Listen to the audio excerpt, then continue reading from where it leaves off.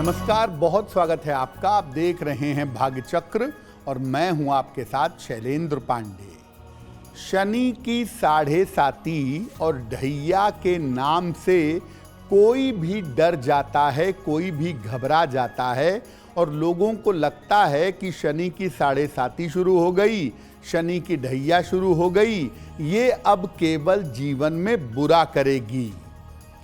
शनि की 7.5 और ढैया के प्रभाव क्या होते हैं और शनि की 7.5 और ढैया के विशेष प्रभाव क्या होते हैं, आज इस विषय पर बात करेंगे। सबसे पहले ये जानते हैं कि शनि की 7.5 आखिर क्या होती है। देखिए, शनि हर राशि पर भ्रमण के दौरान एक विशेष तरह का प्रभाव डालता है। जब किसी राशि में जाता है तो वो एक विशेष तरह का असर उस राशि पर डालता है।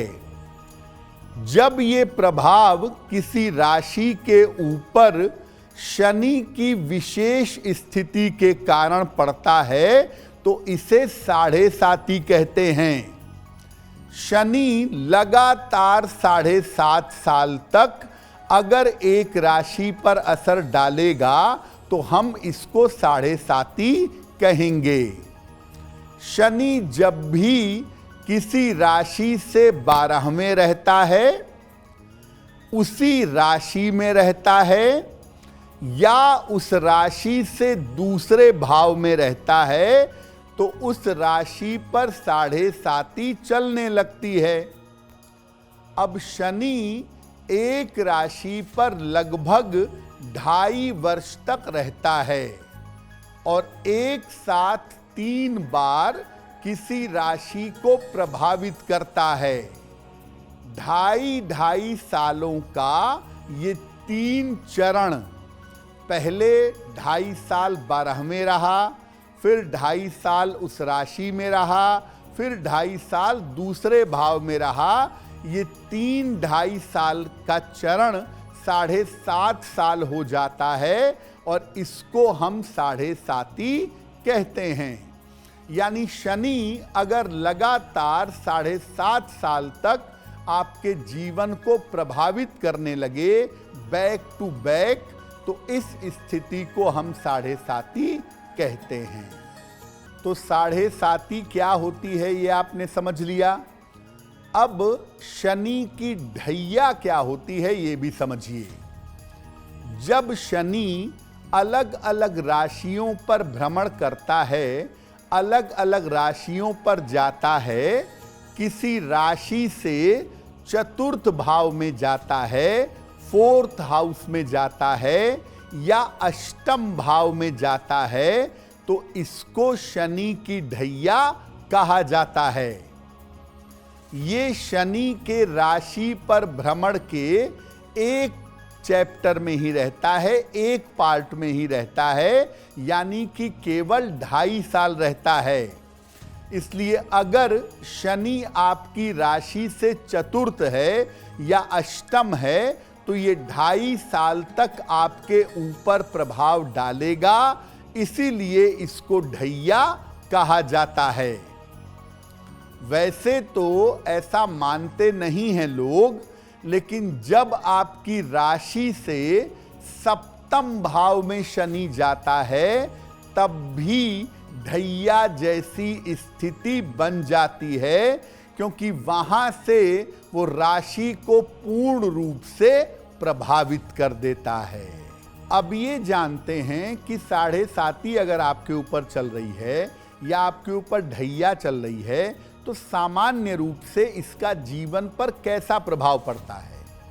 देखिए, लोगों का ऐसा मानना है कि 7.5 अगर चलेगी या ढैया अगर चलेगी तो इसके प्रभाव और परिणाम हमेशा बुरे होंगे। लेकिन देखिए, ऐसा बिल्कुल भी नहीं है कि हर आदमी के ऊपर 7.5 या ढैया के परिणाम बुरे हों। सबसे पहले ये देखना होगा कि आपकी कुंडली में आपकी व्यक्तिगत दशा क्या चल रही है, आपकी व्यक्तिगत स्थिति कैसी है। इसके बाद कुंडली में शनि की स्थिति देखनी होगी कि शनि की स्थिति कैसी है, तब जाकर आप ये समझ सकते हैं कि किसी व्यक्ति के ऊपर 7.5 या ढैया का फल बुरा होगा या अच्छा होगा। आम तौर पर अगर शनि अच्छा है, शुभ बिंदुओं के साथ है, तो 7.5 अच्छे परिणाम देती है। अगर शनि निगेटिव है, शनि खराब है, तब 7.5 या ढैया में आपको समस्या होती है। वैसे 7.5 और ढैया का एक जनरल नियम है, एक सामान्य नियम है कि 7.5 या ढैया जब शुरू होती है तो आपके लिए लाभकारी होती है, और 7.5 या ढैया जब खत्म होती है तो उस समय समस्या बढ़ जाती है। और नॉर्मली 7.5 या ढैया आपके जीवन में चलेगी तो ये 2 इलाकों पे ज़्यादा असर डालेगी सामान्यतः, एक आपके रोजगार पर और एक आपके स्वास्थ्य पर। इन 2 जगहों पर 7.5 और ढैया के प्रभाव ज़्यादा होते हैं, और जब 7.5 या ढैया चलती है तो जीवन में संघर्ष बढ़ जाता है। अब सबसे महत्वपूर्ण चीज पर बात करते हैं कि अगर शनि की 7.5 है या शनि की ढैया है तो इसके विशेष प्रभाव क्या होंगे। देखिए, शनि की 7.5 और ढैया जब कुंडली में चलती है तो उसके दौरान अलग फल देती है, और जब शनि की 7.5 और ढैया उतरती है तो उतरने के दौरान अलग फल देती है। इस समय अगर आप देखें तो मकर, कुंभ और मीन राशि पर शनि की 7.5 चल रही है, और इसमें भी मकर राशि पर शनि की 7.5 उतर रही है। इस समय अगर आप देखें तो कर्क और वृश्चिक राशि पर ढैया है, और आप ये जान लीजिए कि ये जो ढैया 7.5 का इक्वेशन है, इसमें इन राशि वालों को दिक्कत ज्यादा होगी। 7.5 और ढैया के दौरान रिश्तों में समस्या जरूर होती है। अगर 7.5 चल रही है, ढैया चल रही है, तो आपके नजदीकी रिश्ते आपसे दूर होने लगते हैं। इसमें भी वैवाहिक जीवन में सबसे ज्यादा समस्या होती है, और 7.5 या ढैया में माता या पिता के निधन के योग भी होते हैं। 7.5 या ढैया अगर 30-35 वर्ष के बाद आए तो वो माता पिता के आयु के लिए बेहतर नहीं होती, और 7.5 उतरने के समय माता पिता के स्वास्थ्य को और वैवाहिक जीवन को संकट बना रहता है। अब देखिए, 7.5 और ढैया का सामान्य प्रभाव क्या है वो भी आपने जाना, विशेष प्रभाव क्या है वो भी आपने जाना। अगर आपकी 7.5 या ढैया चल रही है तो क्या उपाय करके आप इसके नकारात्मक प्रभाव को कम कर सकते हैं। देखिए, अगर 7.5 या ढैया चल रही है तो रोज शाम को 108 बार ओम शं शनैश्चराय नमः, ओम शं शनैश्चराय नमः, इस मंत्र का रोज शाम को जप करना शुरू करिए, और हर शनिवार की शाम को पीपल के नीचे सरसों के तेल का दीपक जलाइएगा।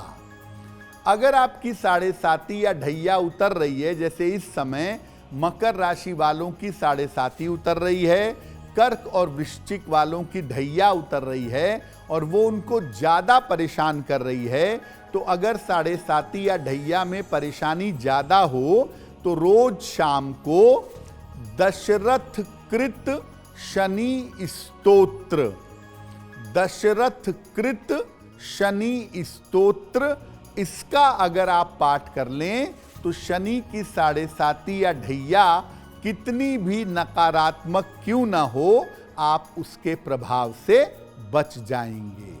अब वक्त हो गया है ऐसा क्यों जानने का। ऐसा क्यों में हम आपके दैनिक जीवन की समस्याओं का समाधान बताते हैं, ऐसे प्रश्नों का उत्तर देते हैं जो आपके मन में हमेशा चलते रहते हैं।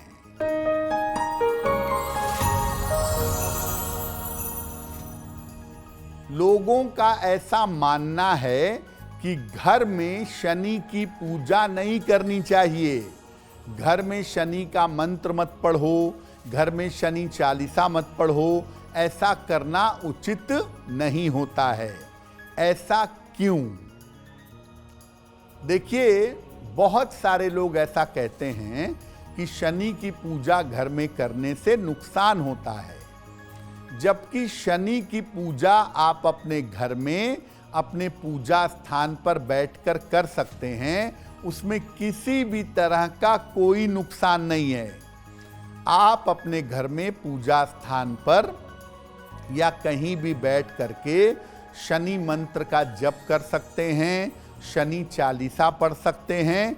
हाँ, शनि का चित्र या शनि की मूर्ति आप अपने घर में नहीं रख सकते, वो रखना मना है, लेकिन शनि की पूजा, मंत्र जप, चालीसा ये आप अपने घर में जरूर कर सकते हैं। अगर आप मुझसे जुड़ करके अपनी समस्याओं का समाधान चाहते हैं और चाहते हैं कि आपकी समस्याओं को ज्योतिष के माध्यम से सुलझाया जाए, तो आप हमसे संपर्क कर सकते हैं, जुड़ सकते हैं एस्ट्रो तक पर।